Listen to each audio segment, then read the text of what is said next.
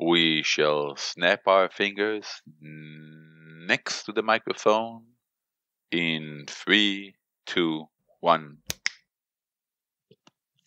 We shall become a band of wandering acrobats in 3, 2, 1. Hey, I'm a ho. flying acrobat. Hey, ho. Witch. Hey, ho. You are listening to On the Shoulders of Dwarves, a weekly podcast about role-playing games and role-playing gamers. On the shoulders of dwarves. Hello and welcome to On the Shoulders of Dwarves, a weekly podcast about role-playing games and the people who play them. My name is Eran Aviram. My name is Uri Lifshitz. Hello. And today, episode 67, it's time to talk about retirement. How and why to retire your character. This is something that is quite rare. It's so rare that when Uri and I sat down to think about when last this happened to us, we realized it never happened to us. To a certain extent. Yes, to a certain extent. However, there are some interesting examples, and there are many interesting things that can be done with your character retirement. And when it does happen, it really should happen gracefully. It does worth mentioning, however, that both you and I are oftentimes GMing games rather than playing, and I at least have a tendency to go with my characters all the way to the bitter end. So maybe that's why we haven't retired our characters ever. I have retired one of my characters, and we will discuss this later. And I think one of the main reasons I allowed myself to do it is because I saw her as a tool in a story.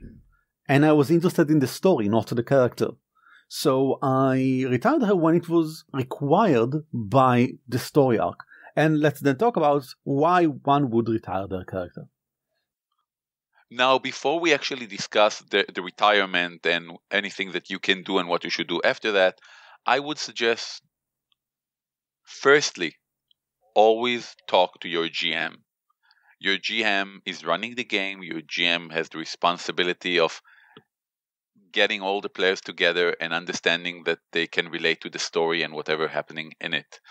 And if you have a problem with your character, this can be a huge opportunity for the GM to develop the story, for you as a player to create a lead-in for your new character if that is what you decided to do. You can have so many options, and none of them would probably bear fruit unless you talk with your GM before you go on this path of retiring your character. And now let's move on to the actual reasons why one would want to retire their character. Now, one of the main reasons one would want to retire their character is because they feel that the character has fulfilled its purpose. I'm talking about the narrative decision here. If my character goal in life was to kill the king, avenge my family, and rise to the throne, once that is done, or once my character understood that revenge is terrible and it is consuming their lives and they no longer wish to do that, my character sort of fulfilled the story. There is no more need. It doesn't interest me anymore to continue this narrative. So that's one reason why I would like to move on to a new character. Or that same process could happen off play. If the reason for playing a specific character was a mechanical reason, for example, I wanted to play a swashbuckler, either to study this specific class or to explore an idea or a theme that I wanted to play with in my game. Now that I'm done, I have played this character for a while, I got whatever I wanted from this experience. Maybe I no longer want to play a swashbuckler. Maybe I no longer want to play this specific character. And that is a good time, for example, to move on. There are players that just like trying out new and different things. Maybe I just want to try a new class. And the system that I'm currently using is one that doesn't allow me to just shift between classes. There are systems that allow that, and there can be in-game rationale for that. But in many other games, or many other stories, it can't be done. The class is the character. So if I want to try a new class, I will have to retire my current character.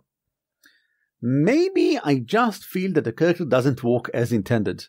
Maybe I don't enjoy the sneak mechanics and I'm a rogue and it's a big thing that I'm supposed to do. Maybe I don't like the whole dragon killing part and I'm a dragon slayer. That's how I imagine the character. Something about the character, either narrative-wise or mechanics-wise, doesn't work the way I wanted, and I just can't find a way to make it work when I talk with the GM, etc. Maybe they became too complicated. This again can be both in narrative sense and in a mechanic sense. In the narrative sense, maybe I just find myself in such a plot or a mixture of plots and NPCs that I'm no longer sure what my character is actually supposed to do and where is the fun. I'm no longer sure, wait, is this now a political thing? And do I now care more about the city that I'm in? What about my dead parents? Oh, that they came back. Have they come back? Is one of them the mayor? I don't. It's so complicated just to keep this character and everything around her that it feels like work, not like fun. Of course, this is very subjective. Some people really enjoy complicated characters and complicated and convoluted plot lines. Some people just go, and zone out. And this is probably a good time to just find a way to declutter the plot lines, either by starting a new character or by simply, moving to a different kingdom. Or, of course, fake your death, avoid taxes, and plot-related issues. I relate to that because I can never have a too complicated plot line, but a few months, possibly a year ago, I started playing a character, and I played it as a warlord in Pathfinder First Edition, and it was just too complicated mechanically for me to enjoy. It has this whole subsystems of its own, which I didn't really enjoy, and I felt that it didn't mesh well with the existing classes. So eventually I simply tossed it out the window and decided to switch to a different class. However, you kept the character, so there was no retirement. I kept the character, yeah. There was a lot of talking with your GM and finding new solutions. Indeed. Another reason I might want to retire is because I no longer care about the character. Maybe whatever it is that got me interested in the character, in her story, in whatever I planned for her, is just no longer here, or just maybe I moved somewhere else in my life and this is not the sort of thing that I enjoy anymore. Maybe I just don't want to play them. I don't see any way that I can use them in a story that would excite me. Mm-hmm. Maybe I got pushed into a corner by the story or by myself. I put myself in a place where the only thing I can do is go ahead and avenge my father by killing what's his name. But this is really not what the game is currently about. I brought myself into this storyline which has nothing to do with our main storyline. And that's the only thing my character can do now. I can't imagine, and the GM can't help me imagine, a better solution. It feels like I'm in a corner. This story must go somewhere else. This character must no longer be part of this story. And finally, it could be that I just have a brilliant retirement idea. I just have a really, really cool way of getting rid of this character. Getting rid is maybe harsh, but exploding in an awesome narrative sense is something that might be cool enough on its own and justify the retirement of a character. Completely agree. There are these moments in which you say, well, I want to do it. I want to jump off the boat in full armor to save my friend who is currently drowning. And the GM just looks at you and said, dude, that's full armor. That's a stormy sea. If you don't roll a 19, you're going to drown. And you said, well, dude, that you got to do what you got to do, right? And it helps that I no longer care about this character. So I'm just going to jump to save my friend. So we have some idea about why we should retire, but before we actually do it, we have to ask ourselves, is this really what we want to do? Indeed. Before defenestrating your character, you might want to stop and think for a moment if the reason behind your choice can't be solved with the current character. The reason I'm bringing this up is that a character is not just a character. Your character usually have a history that comes with it, a history of interaction with the party and the world and combined memories, and that is something that shouldn't be tossed away lightly. Now, retiring your character is a perfectly fine choice and one that every player should be able to do if they so wish. But it is one that comes with consequences, and you should consider your consequences before you do anything. Exactly. Maybe if, for example, you find yourself in a corner, maybe fake your death and come back as the same character, have the character come back, but now they have a different identity, and now they are trying to hide their previous identity. Maybe if you want to change your class, you can find a way in-world to explain this. Maybe you went through some sort of catharsis, a realization. Maybe you had a time skip of several months during which you learned new things and forgot and simply tossed aside the older ways. You no longer agree with the teaching of the monks and will no longer use your hands now that you have a sword. It can be a lot of different things, and they all can be pretty cool. Just trying to find a way to circumvent whatever reason you first thought of to retire can be pretty awesome and lead to some pretty cool places in the story. Agreed. There's this amazing writing advice that I heard once that says, imagine what's the worst thing that can happen to your character, the absolute worst thing that can happen, and then do that to your character and see what comes out. Because usually things that make your character life more complicated makes for a better story. That's like the basic premise of the entire Fate role-playing system. Yes. And powered by the apocalypse. Indeed. Failing is another way to continue the story in an interesting way. So, let us retire. But let's retire gracefully. We will now discuss in-play reasons to leave. We don't talk about untimely death. If your character died because of a choice that was made during the game, then that happened. We will now instead address things that you design, things that you aim for them to happen in the game after discussing them with the GM. All of these should be discussed with the GM because all of these can have consequences regarding the story, the general story. First off, kill them off. Again, we are not talking about killing yourself when the time is right. We are talking about planning a death.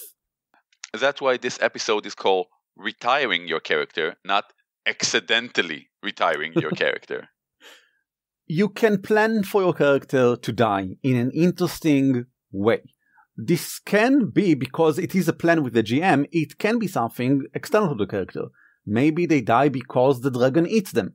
That will have quite the impact on the party if they didn't expect that.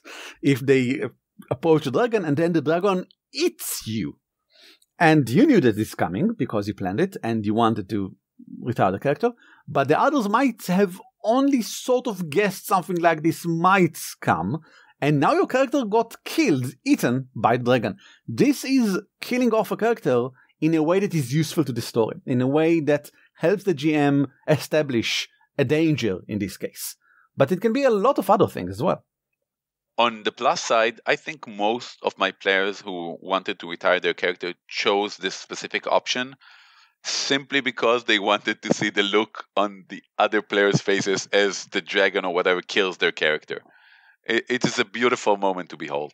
Personally, I don't like this. I think this is the least interesting way from everything we are going to list to retire a character, because all of the other leave some room for the character to either return or in some way influence the story in the future as well. While this one definitely doesn't. More interesting, I think, would be to have the character finish up whatever business was keeping them in the group.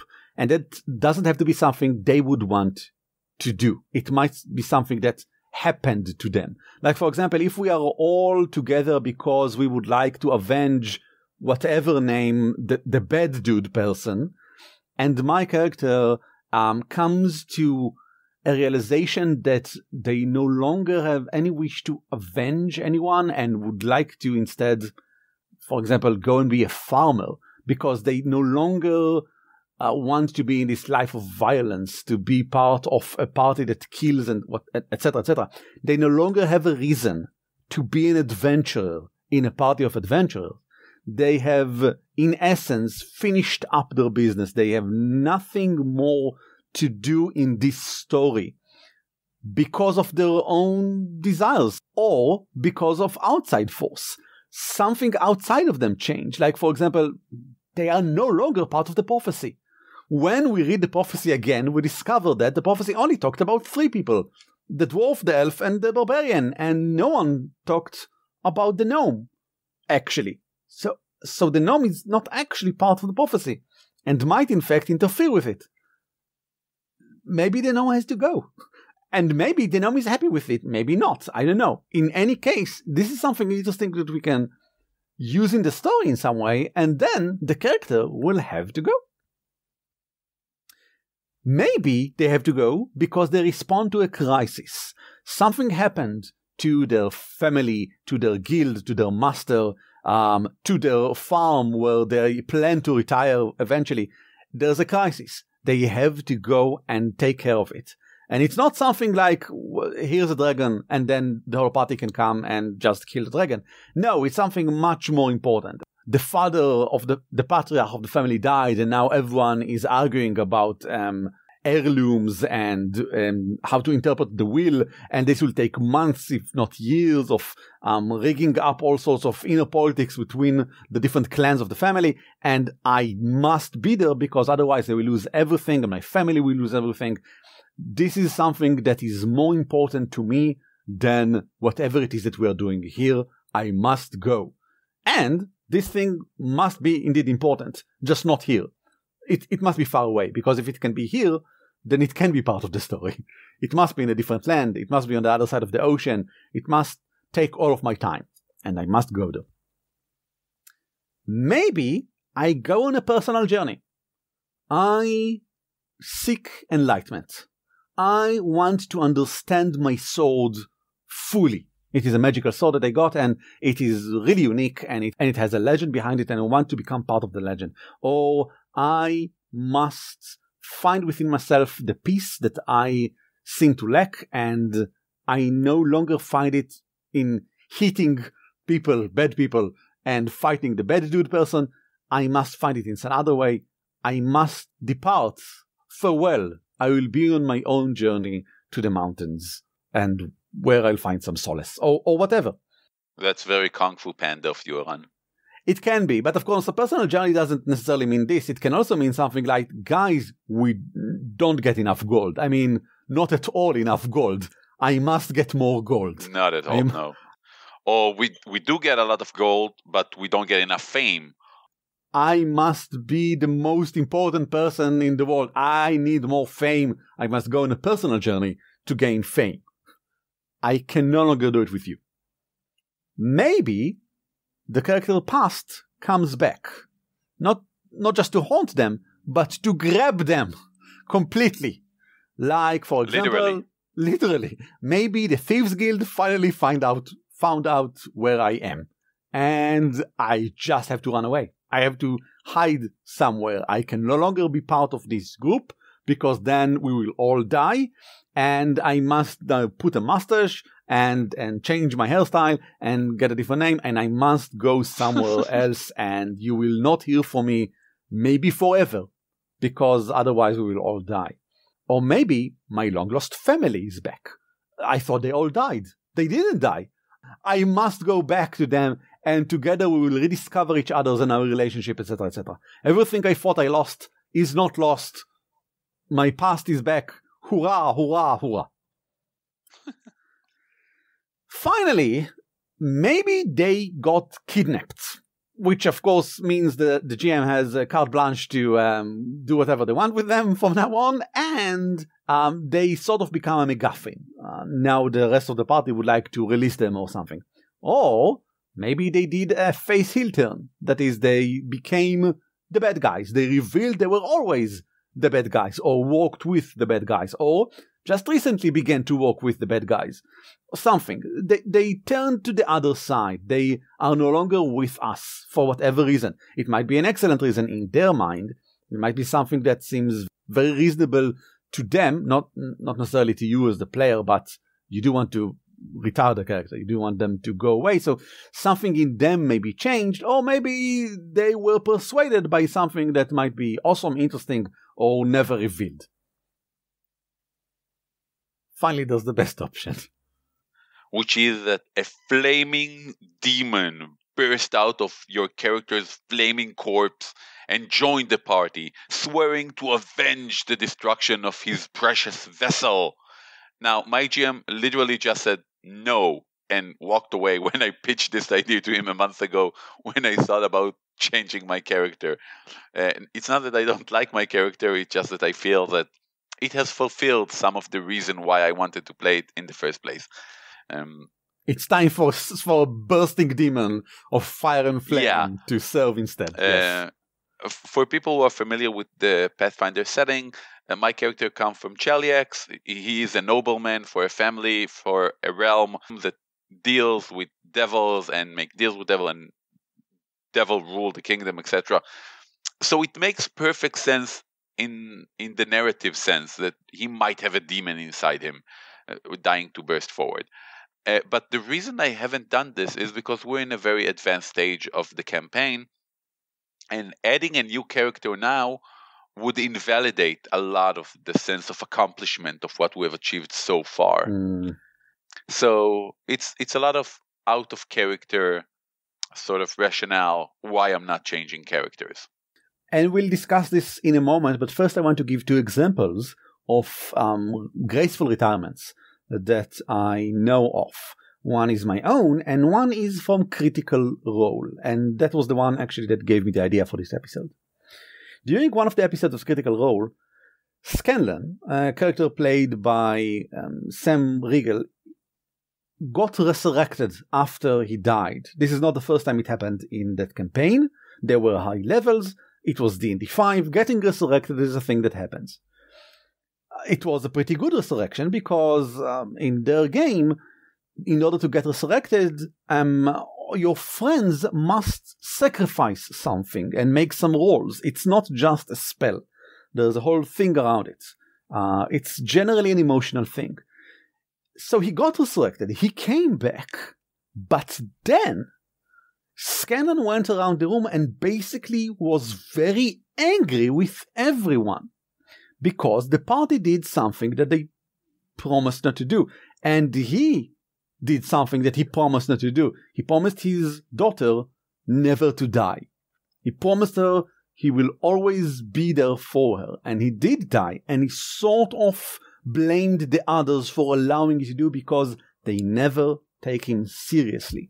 And in a very emotional, very well-remembered moment where he went between them and accused each of them of not remembering and not caring while he named each of their characters' parents. One by one, he eventually turned around and walked away from the party. He no longer wanted to have anything to do with them. He needed some time off. And that was an awesome moment. I don't know why it happened. I don't know what's the metagame rationale. Was it that Sam didn't want to play Scanlan? Was it that Sam decided that this is what Scanlan would do? I don't know. It's all pretty interesting. But let's continue to the next example. And that's Zamlothia's Fall into Darkness. I talked about Zamlothia in the past. She's a character played in Wrath of the Righteous. It's adventure path for Pathfinder 1st edition. And I planned her as a redemption arc. She would first fall into darkness and then she would leave the party when she turns to join the dark side, and then she would come back. She was half a demon from the get-go. She was sort of a tiefling, so it all sort of figured.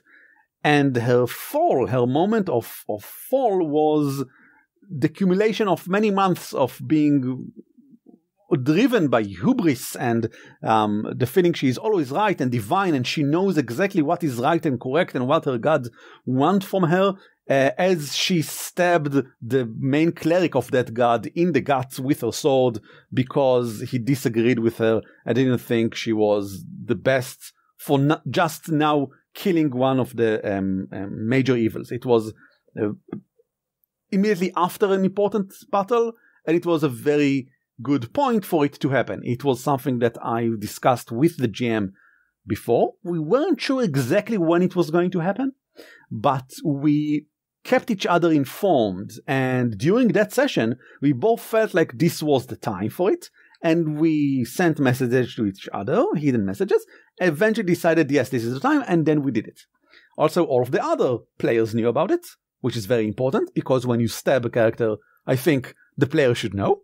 So all of the players knew that this might and eventually will happen. I told them all that this will happen. I think you meant to say that when you stab a character, it's important that the player will know ahead of time, because they know once you stab it. True. Now, in both of these cases, both in Scanlan and Zemlofia, both of them came back. It was a temporary retirement, and that's very interesting as we move on to the next point to talk about. What now? Okay, a character got retired. What now? What is the next thing that would happen, assuming the player is still part of the group? Introduce a new character! Throw away everything that is old. Start with everything that is new. Hooray! I think that introducing a new character is a really big thing, and it deserves its own episode. Definitely. But very quickly, there are, I think, two things that we should think about. First, maybe upgrade a current NPC or a cohort, someone that is already with the party or knows the party, into a player character.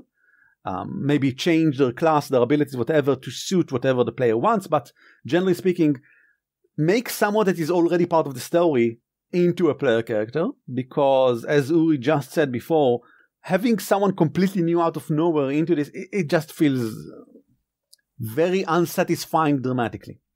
I remember 2 years ago, my character had a cohort, and when a new player joined the group, and she said, okay, I just want to play a session or two and see how it goes. We said, fine, you can play the NPC. We have a healer NPC, have fun. And 2 years later, she's still playing with us, of course, with a new character, an amazing paladin. But still, it's an excellent way to just upgrade an NPC into a full-fledged PC. And the second thing that's really important about new characters is to find common goals. It's really important that the new characters have some reason to join that is at least aligning with the reason the other characters have to keep doing what they are already doing. Just like as when you create a group, it's a lot better to have a reason for the group to exist and then create characters that fit this reason. Now that you already have a reason, it's really important that a new character fits it as well. A second thing that can happen that now that your character is retired is you can play a temporary character. That is, someone that you are not planning on actually playing to the end of the campaign. This is what happened with Scanlan.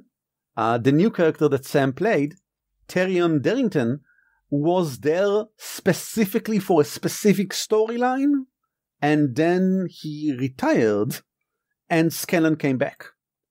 And in my case with Zemlofia, I played a cohort, her cohort, as a temporary character, planning for Zemlofia to come back within about 10 sessions, probably less. It's really cool playing a temporary character. It allows you to try something else and new, while eventually still giving room for your original character to come back in some way. Now, one might argue that a noble thing to do would be to hand off your character to the GM to become an NPC in the world, in the setting, and to keep the world ever expanding. Now, this is a very hard choice, at least for me, when I play a character. I love my characters, and oftentimes I would find it terrible to think of someone else handling my character. But actually doing this, taking the leap and saying to your GM, this is my character, it has a history with this party, and it can continue to grow in this setting and maybe become a major NPC later on, who would have a very close-knit relationship to the other player characters. So handing off your character to the GM is a very hard choice, but I think it is very rewarding in the long run. Again, this is very different than you and me, Uri, because I nowadays tend to look at all of my characters as merely pawns in the story, and giving them to the GM is my default choice. I would hand them over to GM and say, you tell me how to retire my character and what happens with them later. Do whatever it is that you find is most useful to the story, because that would be very satisfying to me to see them being used in some way later on. We might want to discuss the tiny topic of what if this is not the end. Yes. Discussing things like resurrection, for example. Oftentimes, a character might die and it will not be the end. For example, if you play a character and it gets killed off by a vampire and that vampire escapes, it is totally realistic in the context of the game for your character to return as a vampire spawn or as a vampire itself sometime later on. I feel like basically most of what we say here, that again, this is something that the player should clear with the GM, or in the specific example that I gave, this is something the GM should clear with the specific player. I'm going to give an example from my own campaign where a few months back, one of the PCs died. Now, it was a very, very satisfying death. It was the final epic battle against the big boss. It was a priestess of pestilence, an avatar of an evil god, and he managed to do a shitload of damage, but in the process, he died. And we weren't in such high levels, so we took the time to think about it. We said, okay, we do have enough resources, and if we pool them all together, we could pay a cleric to resurrect this character. And then we went out of character, and we asked the player, we told him, listen, man, we can resurrect your character. This is a sacrifice that everyone in the party are willing to make. Are you interested in continuing to play this character? It has a very strong narrative ending. And would you like to continue its story beyond that or do something else? And it was a very emotional moment. And he eventually said, I'm going to have to think about it. I'm going to tell you during the week before next week's session. And eventually he took the choice of not resurrecting his character and going in a completely different direction. A choice which I appreciated immensely, because like you, Aran, I'm very much a believer in the greater narrative and the greater story, and the characters that you feel have fulfilled their destiny or their purpose, either in a narrative way or in an out of character way, should be retired. You should end in a peak. Much like this episode. So, this is time to summarize everything in 3 words. Uri? Let them go. If you would like to add some more words to this, and maybe you have your own thoughts about retiring characters, and you would like us to not only read them, but also perhaps talk about them in a future episode, email us at show@dwarfcast.net. You can also find us all over the internet, in Facebook or on Twitter. So not all over the internet, but in these 2 places at least. And if you know of someone who enjoys RPG discussions, and maybe even to listen to them, share this episode or another episode with them, please. That's really the best way to have a podcast gain new followers. Almost nothing else works. Apparently, in the last week, people from Croatia started listening to this podcast. So, hello, people from Croatia. Hello, Croatians. And now it's time to take the load off. This world is carried on the shoulders of dwarves. This is the part of the show in which we talk about role-playing. What about you, Uri? What have you been doing? So, Eran, why don't you ask me what I did this last weekend? Oh, okay, sure. What have you been doing this last weekend? Well, I've been role-playing, Eran. I've been role-playing like it's nobody's business. During the whole weekend?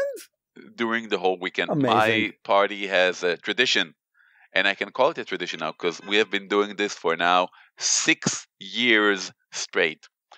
Every year, we take a weekend, we get away from everything, we go and we spend the whole weekend just gaming. I know there's probably a lot of 18 or 20-year-old now giggling. We do this every weekend. But once you get a bit older and you have family, you have kids, pretty much everyone in your party have family, kids, work, jobs, whatever. It's very hard to get away for an entire weekend. But once a year we do this, we go away and we spend 2 or 3 days doing absolutely nothing but role play and eat and role play and eat and occasionally sleep when the GM had enough. We're currently playing Pathfinder First Edition, and we're in the middle of Curse of the Crimson Throne, which is a very, very nice adventure path with a lot of interesting twists in it and a lot of very, very, very different episodes and genres inside it.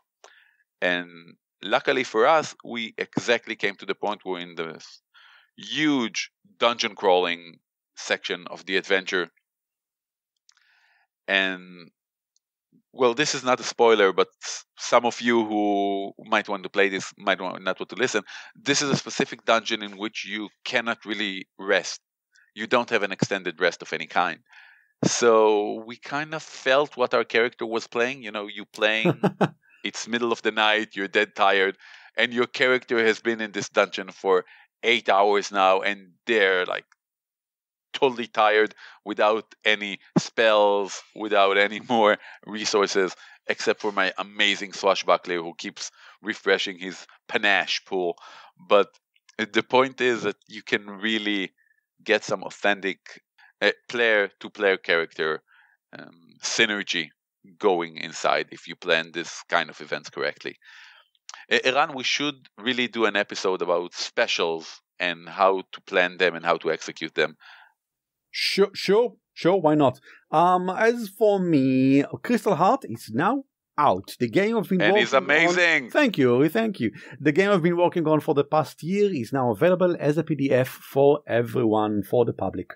It's $20 on DriveThruRPG, but currently there's a discount. Because if you're listening to this episode around the time it's aired, it's currently Christmas in July. In DriveThruRPG and all of the website, including our PDF, is at 25% off, so you can buy it at $15 instead. I think this is a great time to indeed buy it. If you do purchase, or if you have already purchased, or if you were backers, thank you everyone, and also please leave a review. It's very useful. It's so useful. I mean, it's hard for me to explain just how useful it is for us to have another review on Crystal Heart or on the Action and Adventure deck, which is also available now.